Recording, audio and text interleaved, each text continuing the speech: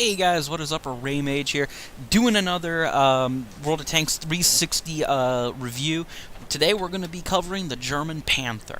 Now, this is a tank that, it's a tad bit underestimated. Not a bad tank at all, I might add, but it just depends on the matchmaking, and, I had a tough time trying to get even a decent match in this tank, and it's just recently, guys they got tier 9 tanks, tier 10s. Some people just sell off their older tanks and, they don't bother keeping any of them. And, it's you got to go up against those higher tier tanks. Now, I've noticed there are more people, so newer people coming in, so they may not have as much of a pain in the butt as I did trying to get a good gameplay in this tank. But we're going to go ahead and talk about the packages on this tank, the options you have to choose from. Now, stock, this tank comes, let me pull it up. It comes with a Maybach 174, it comes with a L70, the tracks, and there's your turret. Now, stock, if you've come from the VK30, which you should have if you got this tank now, you will find that this tank isn't that bad. I mean, yeah, you're trading off all the speed you had with the VK30 for a lot more armor, a lot more survivability. And this tank, believe me, is much more survivable. So the lessons you've learned from the VK30, you can extrapolate that over to the Panther, and it helped me quite a bit. And this tank, it is slow. You will not like it stock. It is painfully slow. Now, here, this is where you probably want to get to. You got to at least get it to here, and then you've got a workable tank. You get the Maybach 210, you end up with a tank that can get out of its own way. I believe you get a different set of tracks. Are they? Yeah, different set of tracks. But that is what you can upgrade to, from stock to that. And the very first configuration is a godsend. You correct a lot of the issues with the tank, and it's a lot better. But here's the bread and butter of this tank, and this is where I guess a bit of a debate starts off. You can see, obviously, the 88mm L56 gun is brought into play. A new turret is brought in, which gives you much higher, a much higher view range, which gives you more spotting potential. You end up with so much more, and too many guys like to, I guess, argue about the L56 and the L100, and this is basically, the L100 is a 75mm gun. It's the L70 with an extremely long barrel and extremely high piercing qualities. But I'm going to go ahead and cover that in the gameplay I'm about to show you. So, guys, we're going to have a brief pause. Let me find... Alright, brief pause. We'll be right back with the gameplay.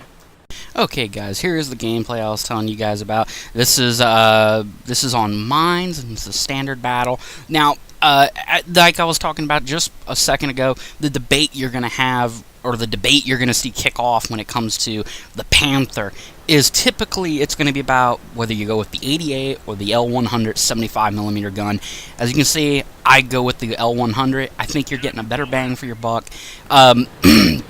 The reason I say to shy away from the L56, I think it's pretty obvious. This is a tier 7 medium. You're more likely going to run up on heavier duty tanks. Now, in this matchup, I got lucky. I didn't get crazy matchmaking where I got placed up against M103s or E75s, these tier 9 heavies that I literally am lucky if I do anything to them. Here, this is what I typically dealt with when I was in the Panther, when I was playing. And this was the matchmaking I got. The most I had to worry about was a T29, and I could deal with them.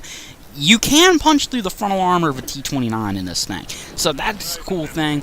Not unless they've changed it, but I was able to punch through the frontal armor of a T29, so T29s are now a non-issue when you have to fight them up front. But, like I was saying, you're going to be fighting those higher tier tanks. And the L56, yeah, it has the damage. Yeah, it really, it can hurt other tanks. The problem is, against those tanks, as I just mentioned, T29, the, shooting at a T29 right there, as a matter of fact. But T29s, Jumbo Shermans, a tier 6 medium. The only way you're going to hurt those tanks, frontal armor-wise, is if you hit the machine gun port. And that's easier said than done in the with the L56. This gun, I don't have to worry about that. And you'll see me here in a little while. I'm going to put a shot on this, on a jumbo Sherman. Now, I missed a shot there like a bozo on that VK36, and you've seen I took 152 damage off. I should have got 300 damage, but like a moron, I didn't lead my shot properly the first time. And that's what happens, I guess, when the servers are down for a few days. You kind of lose a little bit of those little skill things that you just make you better. But I should have took 300 points off that guy. He should have been seriously hurt, but, you know, I didn't do my part there. This gun, I feel, makes up for the raw damage that the L56 has, not only because of the high piercing ability to punch through the frontal armor of a jumbo Sherman and a T-29, but the rate of fire. I'm putting 2 shots downrange for every 1 shot. Now, right there, you seen he put a hit on me. Ammo racked me. And part of that's my own fault, and some of this I can't help. I was sitting there, and I'm hitting down on the right thumbstick as hard as I can. And it's because I have literally horrible gun depression. So with this tank, you got to be careful with your pushes. Not only because the L100 doesn't have raw damage like the L56, but you don't have the gun depression, so you don't want to push necessarily in this tank. You also want to cover your flanks. It has great frontal hull armor. It can deflect shots. You will see later in this gameplay, the T-20 pushes up, and it's pretty much what gets me killed, but I would have been fine, and I probably could have survived that in that entire engagement if my teammates would have helped me out. And I think there was one that was just sitting there, and he didn't help me, and then there was one coward in a medium sitting on spawn. What he was doing there, I have no clue. I don't care what his excuse is, you know, he's just as bad as the guys that sit back and camp in heavy tanks, but you'll see here, I can deflect a shot. Now, this tank is mostly a specialist. This is, like I said, you could take the lessons you learned from the VK30 and you can put them into this tank and you will do fine. And like I said, when you get to the final upgrade, you're not going to get all the speed that the VK30 had, but you're going to get some of it back, in addition to having great mobility and really a great accurate gun. I just took another 150 damage off of that T-20.